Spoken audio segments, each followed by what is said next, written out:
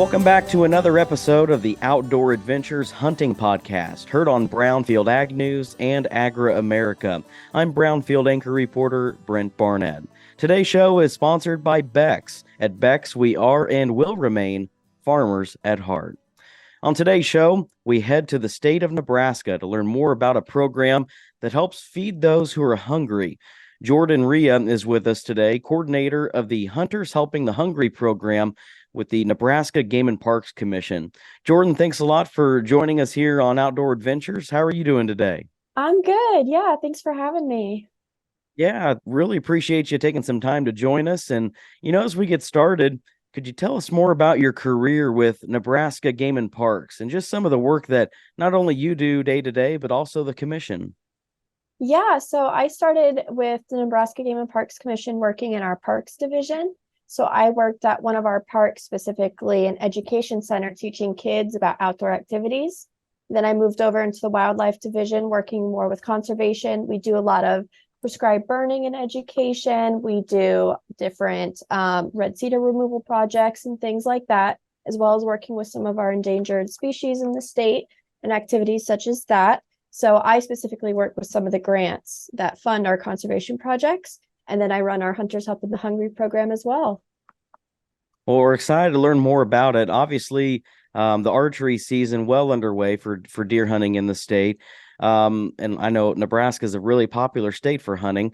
What is Hunters Helping the Hungry? Let's just maybe lead off with that. Why is this important for the state, and what is the program?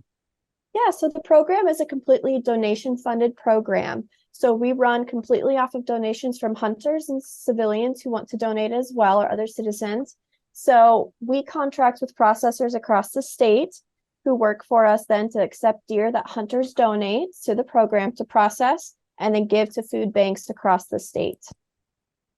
Do you have maybe a history or overview of this effort? Maybe like when things started and how things got underway? Yeah, so we actually started in 2012. So this is our 11th year of the program. And as of now, we've actually had over 900,000 meals provided through the program. So it's been very successful for us. I know there's a lot of other states that have similar programs. So I've had the chance to connect with some of them just to improve it as the years go. And it kind of fluctuates depending on deer populations and such, but it's been a great program going for a while. So once the deer are donated to these processors, how does that chain work from there? Is the venison then transported to, say, like a food bank, or how does that all work? Yeah, so it starts with a hunter donating their deer. It's accepted by processors who work with us. We pay the processors then to process that deer meat, and then they work with whatever food bank or organization that they've chosen to work with to get the meat transported and donated to them. How have we seen this program help the state tackle hunger issues throughout the last decade? So it's been really successful in the different communities that we've been really involved in and getting meals passed out. I know some people like to reach out and ask if they can get the meat, but it doesn't work that way. It goes to the banks and then they use that to provide meals through them. So people who are interested can always contact those banks if they need that kind of assistance, but it's been very successful. And like I said, we've donated over 900,000 meals so far, and we're hoping to hit 1 million this year. No, yeah, that'd be fantastic. On the hunter side of things, can we talk more about that donation process and how that all works? Yeah, so it's actually very simple.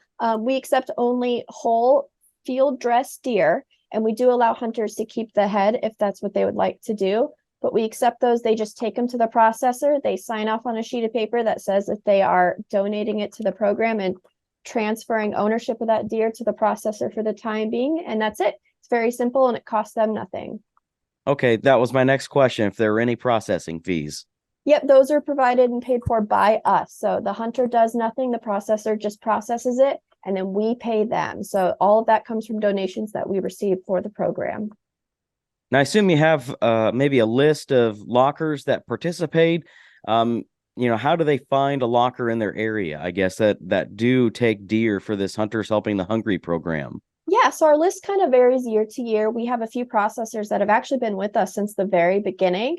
Otherwise, we have others that come and go throughout the years, depending on if they have help and such to do it. And you can find our list of processors as well as an interactive map on the Game and Parks website under Hunters Helping the Hungry. And that lets you zoom in. You can click on the location, see where they are, and you can actually see what organization they're working with as well.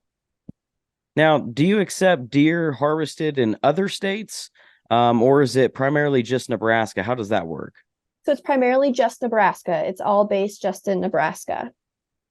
And what about other game harvested in the state? Is this only specific to deer? So as of now, it's only specific to deer. We don't accept anything else, but there's always room for hopefully expanding that down the road. Now, you were talking about support earlier and donations for the program. What about charitable organizations? Is there an opportunity that they could get involved with it as well? There's always potential for them to get involved. It's always nice to have people that are willing to spread the word, especially about the program. I know I was unfamiliar with it until I started working for Game and Parks. So getting the word out there is one of our biggest things, is just people knowing about it. And then we also give out little car decals and stickers for people who donate to the program to kind of get word out there as well. So if there was an organization that wanted to be more involved, they could always reach out to me and see what we could do and work out. Is there a way for hunters or just the general public? Do they just get on your website if they want to make a monetary donation? Yeah, they can get onto our website and donate that way. I know there's usually, when people buy their permits, when they're purchasing them, it gives them an option to donate to the program, like $1 or $2, anything like that. But anyone who's not a hunter that wants to donate can go on our website and also give a monetary donation as well. I forgot to ask when we were mentioning the processors, how do processors become a part of Hunters Helping the Hungry? Is there an application process? What if they want to become a part of this program?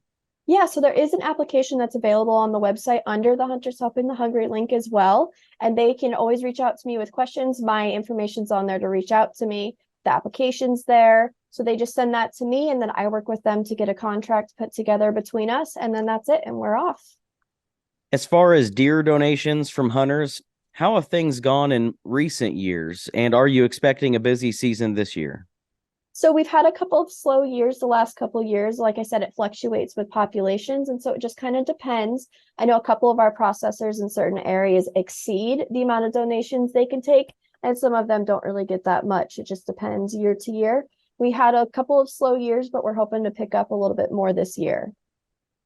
Jordan, as we kind of wind down here, what are you hoping that hunters take away from this interview today if they're listening? I'm hoping that more hunters are interested in donating. I know I'm friends with a lot of hunters who are often handing around meat from deer that they hunt.